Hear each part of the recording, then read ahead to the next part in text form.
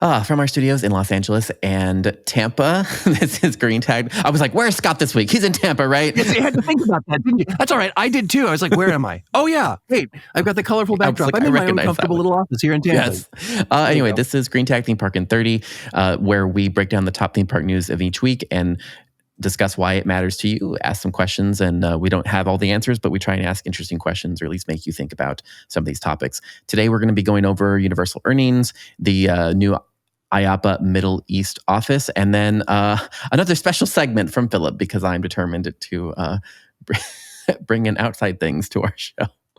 Because I think they're interesting. Anyway, so the earnings for Universal came out. I'm going to link in the show notes to the full transcript of the meeting if you would like to read through them or scan through them. But basically, the short version is it's all the presentation, of course, as they always are, the presentation from Universal is all positive, right? They're like, look at our revenue. Oh, it's so fantastic. The theme park sections in particular, they mentioned that the theme parks alone saw a revenue increase of 12% and also an EBITDA increase of 12%, which is the more impressive number there. Specifically, their CFO said, quote, "These strong results were again driven by growth at our international parks, especially as Osaka continues to benefit from strong demand from Super Nintendo World, driving higher attendance and per cap spending relative to both last year and pre-pandemic levels. In Hollywood, we also continue to benefit from the positive consumer reaction to Super Nintendo World, driving strong attendance and growth in per caps and resulting in Hollywood's best fourth quarter EBITDA in its history." In Orlando, that was impressive. In Orlando, our results are also strong with attendance in line with 2019 pre-pandemic levels and revenue sustainability ahead, substantially ahead.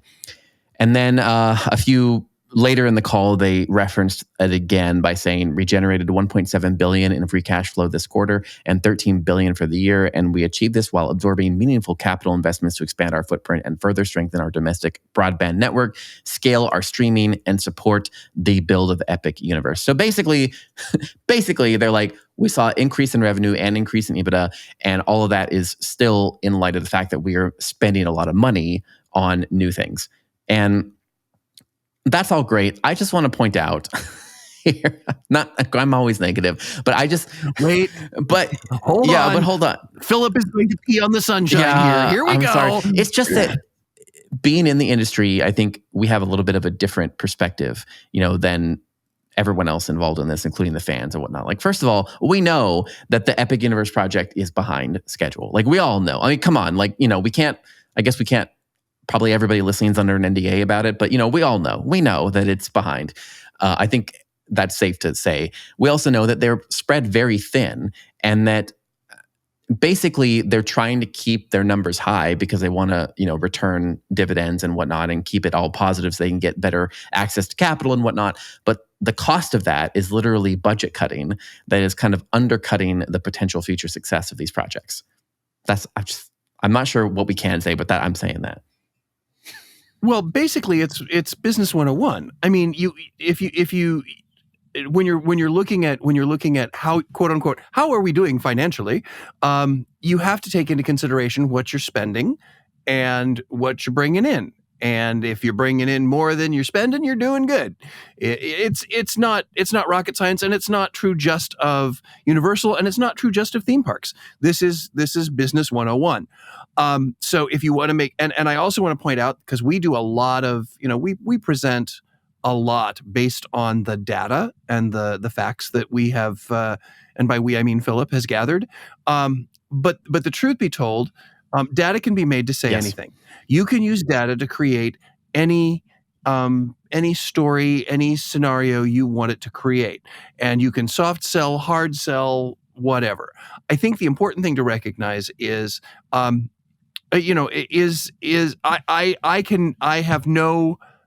have no really hard data personally. Now, Philip may have extra, but I have no hard data personally that says that Epic Universe is behind schedule. But I'm pretty sure it is. Because it is a major theme park. All major theme parks run behind schedule, especially now. Because again, supply chains ebb and flow. Labor situations ebb and flow. Even weather can impact the construction of a brand new park, and especially a park of this epic magnitude. So see what I did there? You see what I did there? So again, that's par for the course. I don't think that's anything to be either stressed about or I can't believe they're behind schedule. Well, you know what? I don't think there's ever been a park that's opened actually on schedule fully. What they'll do is they'll change how much they open. Correct. They'll adjust accordingly. Because again, it's business. So to quote one of my favorite mentors, nothing is ever as good or as bad as we want to make it out to be. The truth of the matter is it's coming along. I think what is important to recognize, though, is Universal, at least from a guest experience standpoint, has been spreading itself very, very thinly based on a lot of the things that we've reported here. So it either means that they are, and again, I have no insider information here, but it either means that they are incredibly confident in the successes that they're putting out there, or they have they have very deep pockets. They have a bunch of money that they can spend. I know that was true right after Wizarding World opened.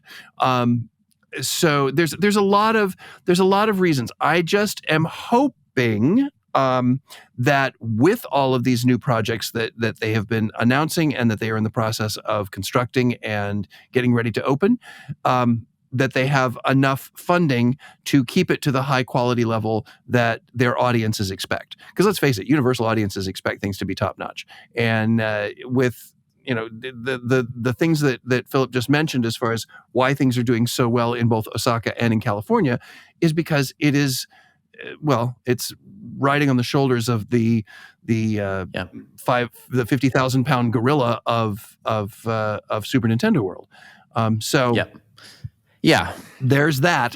Well, Universal has been incredibly successful in taking IPs and strong IPs, and we always say it. It's all about the how well do they actually create the experience, and they've been really good in the past about taking these mega brands and delivering something that guests want to see. So it sounds like they've just done it again with Super Nintendo World, and perhaps that is what is giving them the confidence or the finance to continue to expand and offer more and more product or develop more and more product. Yeah.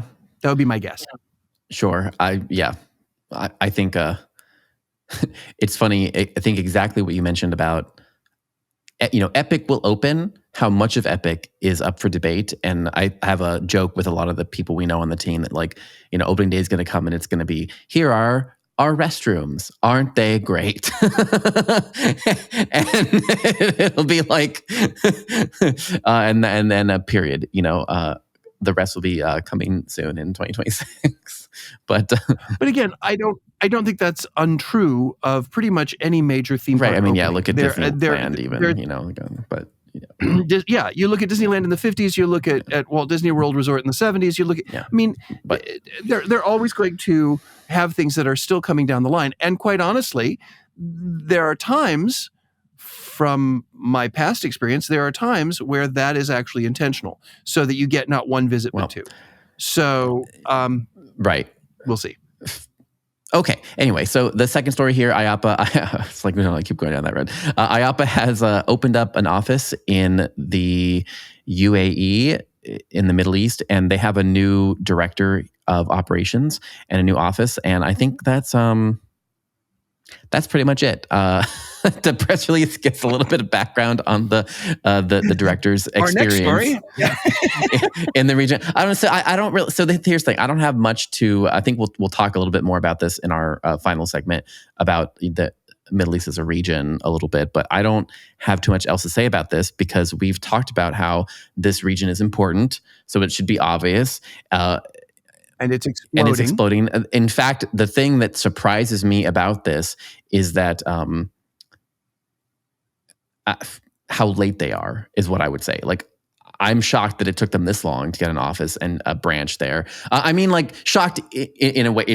In one sense, it's a little late to the game. In the other sense, we know that the game is different in the Middle East. So it's definitely that thing where you're like, it's there are different rules here, but I think it's high time, and I'm a little surprised they didn't give some sort of nod towards that in the press release, right? Like I would have, that's more what I'm surprised about is like they didn't say something about how much of a expansion this region is and how they've been studying it for years and have blah blah blah blah whatever. It's like here's this guy, he's experienced, and we have an office now. Thank you. Well, I think that what's important to recognize is, first of all, let's recognize that when we say things like the Middle East, that is many countries, many cultures, many different ways of doing business, and based on my experience when I was in Abu Dhabi, the opening of the SeaWorld Abu Dhabi Yes Island or SeaWorld Yes Island Abu Dhabi was the next jewel in the crown, and there's already been announced quite a few expansions. Wizarding World of Harry Potter is going to come to Warner Brothers World on Yas Island. So that's Abu Dhabi.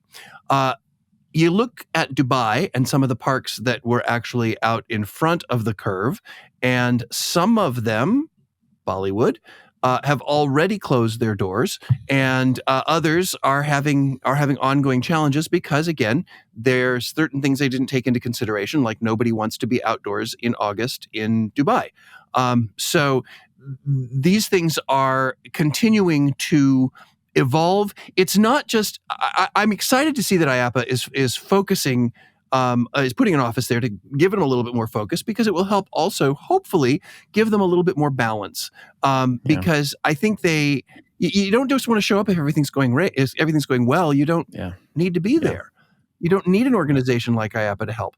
And now, expanding outside of the UAE to things like Saudi Arabia, which has been, in the news quite a bit. The flags parked there, and although because of an NDA, can't tell you what the project is, but I will be heading off there next week. Yeah, next week. So there for a project, there's a lot of growth. There's a lot of growth, and there's a lot of government support for said growth. So now that there is government support in both the UAE, Saudi, it's a good time to have the IAAPA there so that they can continue to share the knowledge, the international knowledge that they have gathered throughout their existence. And I think it's about the right time. I'm not sure I agree with you, Philip, in the fact that it seems late. I think it seems about right. I don't think if it was there too early, it would just be supporting one country's efforts to expand. I think that the expansion that's now happening in Saudi is the tipping point where it's like IAAPA needs to be there now, and I'm excited to see that they are opening an office. And the office is based in Dubai, is it not? Dubai. Yeah. Is that what I read? So the office is based in Dubai, which is great because they were really the first area in the region, the first emirate certainly to dig deep into attractions and tourism. And I think that with IAAPA being there and being recognizable enough that they have set up an office, that I think it's going to be beneficial, and I think it's about the right time because we've had successes, we've had already, like I said, some less than successes, Bollywood, but so it's time to bring them in and make them a player. I also think this is something that I want to make sure everybody is clear about. It's not just what it's going to bring to the Middle East. It's also what IAAPA is going to be able to bring back to the rest of the world. By having a presence, by having boots on the ground there, they're going to be able to have firsthand experience as to what's happening there, and hopefully that will enrich the industry as a whole worldwide. Yeah. Okay. I was just going to add to that last point. I don't want to stay too long on this story, but my last point was just that I agree with that very last point, because that's, from me as Gantam's perspective, that's what I am thinking about when I read this. Is I'm like, now I have somebody, we're IAAPA members. We've vended at IAAPA forever, and we couldn't make it out to all of the functions that they've been doing in the Middle East. But now that there's an office there, we might have a touch point of someone to talk to when we're trying to figure out how to make sure that when we have projects, because we have projects in that area, so now we have someone to help in that area. So that's what I'm thinking. That's my last point on that. So yeah, sure, and to help with distributorship and all that sort of stuff. Absolutely. So okay, I think the rest of the show, I want to talk about the top risks of 2024. So this was a big report that was put out by the Eurasia Group, and the Eurasia Group is essentially they're a risk consultancy firm. So they put together each year their kind of top risks, and based off all their analysis is what they think the top risks are for international business, basically. So specifically companies that are doing business in more than one country, kind of doing business around multiple tiers. So I think this is not made just for theme parks. So the lens we're going to take with this is, what do we think specifically impacts from this list, the theme parks? There's 10 of them. We're not going to go through all 10 of them because of that reason. But no spoiler. It's kind of like spoiler alert. But the first 3 of them have to do just with wars, right? The United States versus itself, the Middle East, and Ukraine, and we all, we're not going to talk about all of these portions, because we're not experts on that, and also it's not a direct correlation to the theme parks as we see it, or I'm sure it is, but we can't talk about it because we're not experts in it. So we're going to talk about the things that and it's where it's really going to impact. It's going to impact tourism overall, and I think that's something that we can just blanketly state. But here's some things that we can dive into a little bit. Yes. Deeper. So number 4, which we'll start with number 4, which is the ungoverned AI, and I'm going to read a little excerpt from this just to give you guys an understanding of it, and then we can talk about it. From the report, it says gaps in AI governance will become evident in 2024 as regulatory effects falter, tech companies remain largely unconstrained, and far more powerful AI models and tools spread beyond the control of governments. AI will continue to improve quickly, with capabilities doubling roughly every 6 months. Doubling every 6 months, 3 times faster than Moore's Law. GPT-5, the next generation of OpenAI's large language model, is set to come out this year, only to be rendered obsolete by the next, as of yet, inconceivable breakthrough in a matter of months. As AI models become exponentially more capable, the technology itself is outpacing efforts to contain it in real time. The 2 biggest risks from this report that stand out for them in 2024 are disinformation, and the imminent risk is proliferation. So disinformation and proliferation. I will say, I think this is something that we're not talking about very much in the theme park sphere. And I think part of it is because it's still yet to be unknown how much it will impact it. But there's, even if you just look at disinformation plus proliferation, right? Like the amount of, part of me feels like in the theme park sector, we're like a child walking into a trying to cross the 5. And you're just like, oh my God. Because to me, I see so much, so many problems. And I see nobody trying to put up security measures to prevent them. And at the same time, according to this report, it almost doesn't matter, because the AI is developing so quickly. By the time you even try and make a security measure, it's going to be obsolete. So I'm worried about disinformation even in like the parks. Just even in like disinformation about tickets for sale, what's going on with every news and anything to do with the parks or any of the online presence, any of that disinformation about that. There's already whole news websites that have been developed that just use AI to create. There's so much content. And I'm going to also lend my personal experience as a content creator and as a news person into this to give you more context. I have seen already this. This is so on point. I've already seen an exponential growth in the amount of AI generated content that I am trying to figure out if it's real or not, or even when I'm making these show notes, the amount of you can just tell it's AI generated. Even there's so much out there that now I'm not sure how to even fact check this. I don't know what's going on. And even in my pages have been attacked. Like my websites have been attacked by so many new bots, that are attacking websites that have causing our servers to clog up. And also just my personal pages, like my Facebook pages, our online page, all sorts of, there's attacks by so many, some of them are obvious, right? But just so many like fake comments and just fake noise just everywhere. And it's already ridiculous. And it's ridiculous. And it's just me. It's like, I know that Meta is trying to develop things that detect it. So like it's ridiculous, but that's with somebody actively putting money into trying to prevent it. It's still ridiculous. So I'm just concerned about how it's going to reach out and hit the theme parks, and that if nobody is focusing on this, what it's gonna do. I mean, taking control of the My Disney Experience app, being able to hack food orders, being able to interfere with the face scanning and people being. I mean, it is like. That's my rant. Anyway, I'm sorry. I have nothing positive to say. No, I think that's fine. Well, I mean, it's clearly a significant challenge, because it is now right now. Just recently we saw the report that the doomsday clock is at 90 seconds to midnight right now, to the end of the planet, and AI is now one of the key factors in either accelerating or slowing down that ticking clock as to how much longer the planet is going to exist. And in fact, the debate right now that I've seen in a couple of different articles is which is more of a detrimental factor, climate change or AI. And I think that in and of itself says more than enough. Yeah. But it's interesting to me, and I think we all need to be aware of it. But to your point, Philip, it's developing so quickly that it's almost like trying to get a sip of water from a fire hydrant. Mm-hmm. It's coming so quickly. I'm not sure how much we have to control about it. We absolutely have to be aware of it. I mean, obviously at this point in time when this is being recorded, the whole inappropriate AI generated photos of Taylor Swift. I mean, that's so minuscule in comparison to what this could do.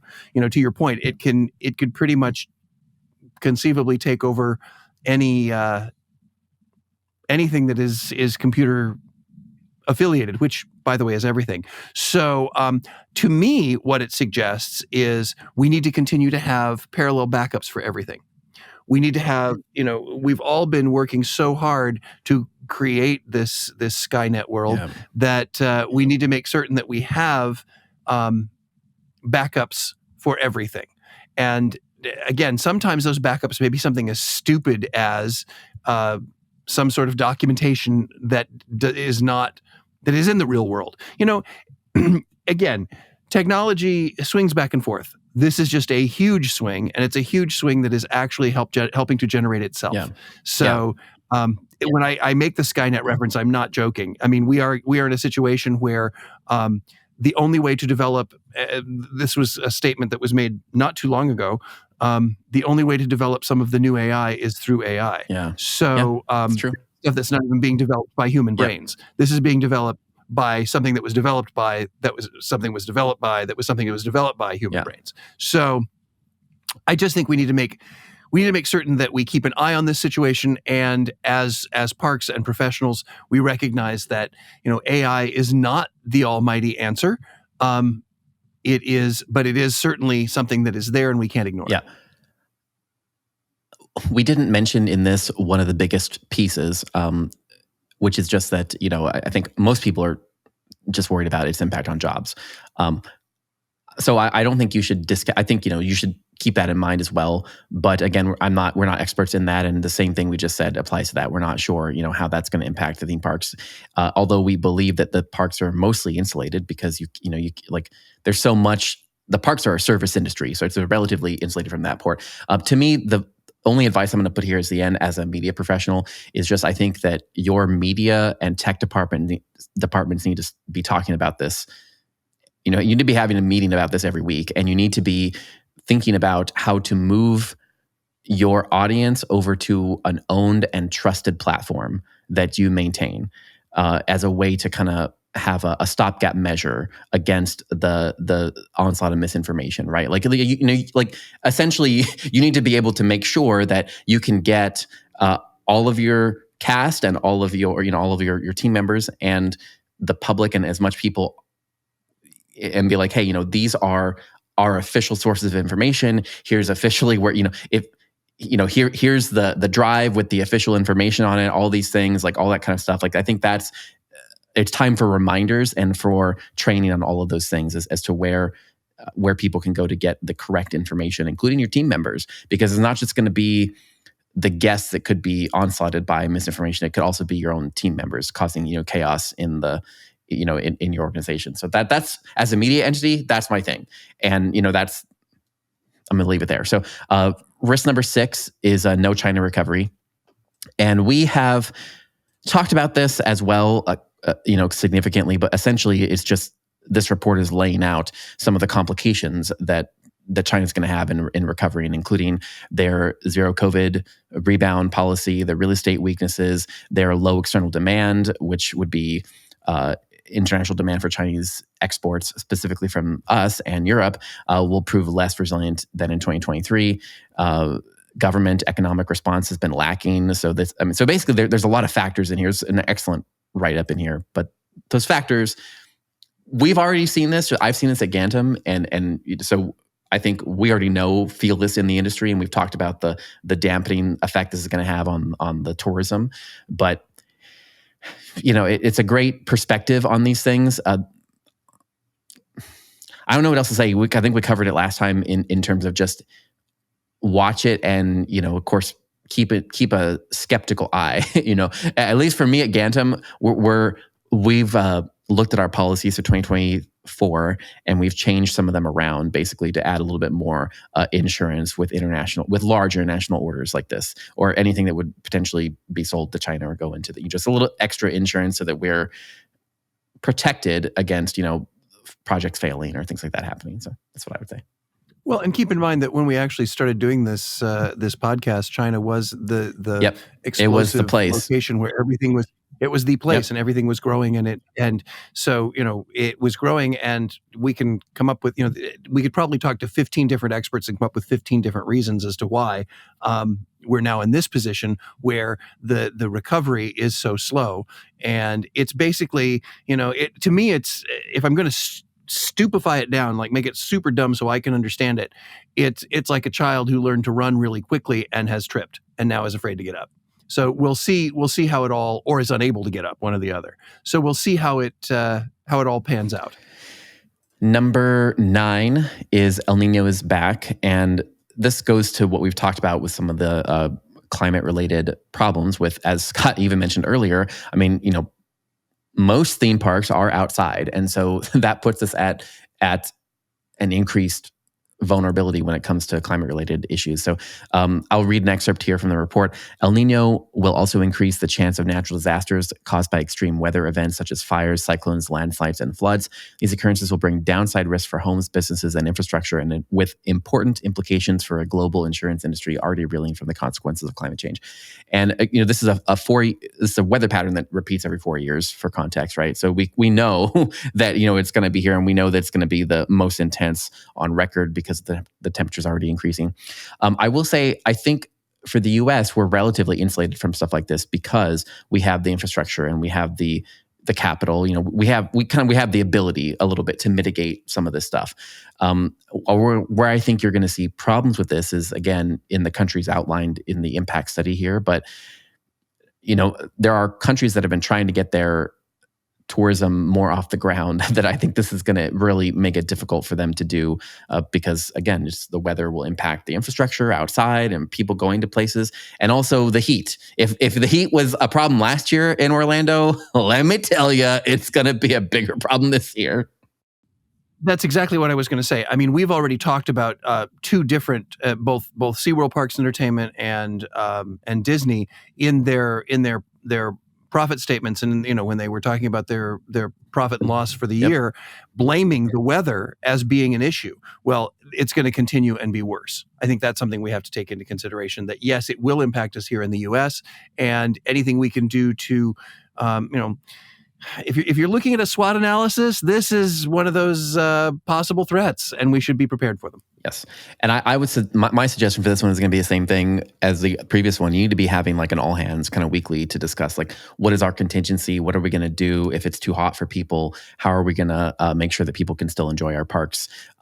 With the heat, with the cold, with the wind, damage to structures, that type of thing. And number 10, which also relates to us here, is they're calling it risky business, but it's essentially what we talked about with the Disney versus DeSantis struggle. The report says companies caught between conservatives and progressives will nonetheless see their decision-making autonomy limited and their cost of doing business rise. Forced to navigate conflicting laws, regulations, and court rulings across red and blue states, business leaders will find themselves in a lose-lose environment of higher policy uncertainty and regulatory risk. I think that sums it up pretty well. I was going to say I don't know how much more clear that could be stated. I think that's spot on. And people will want to stick their heads in the ground and say, no, it's just because the other side is being stupid. The truth of the matter is it's because both sides are being stupid, and this is a perfect example of it. And I think it's really summed up that the lose-lose scenario is exactly what's going to end up happening. And I think we just need to be aware of that and make decisions whenever we are creating policy or working to create policy or supporting people who are creating policy, to keep this in mind. We are not trying to create a win devastation scenario. We need to create win-win scenarios to try to avoid lose-lose scenarios. And that's going to be really difficult, and this is going to be a very slow turnaround, I think. But we'll see where it goes from here. One thing I do know for certain, though, and that is that we are out of time. It has been we've completed our 30 minutes, and I am thrilled that you sat through yet another half hour with us. So, on behalf of Philip Hernandez with Gantom Lighting and the Haunted Attraction Network, and myself, Scott Swenson with Scott Swenson Creative Development, this is Green Tag Theme Park in 30, and we will see you next week.